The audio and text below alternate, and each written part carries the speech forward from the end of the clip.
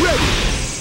GMA Weather, serbisyong totoo ng GMA News.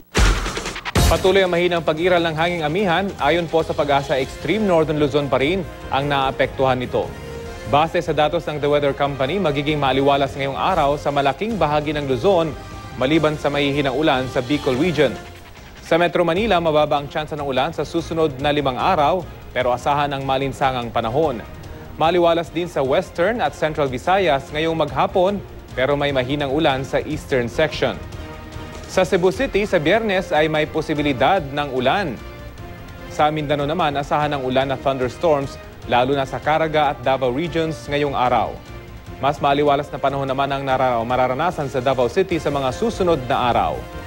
Yan po ang latest mula sa GMA Weather. Magplano para sigurado, I am ready. Serbisyong totoo ng GMA News.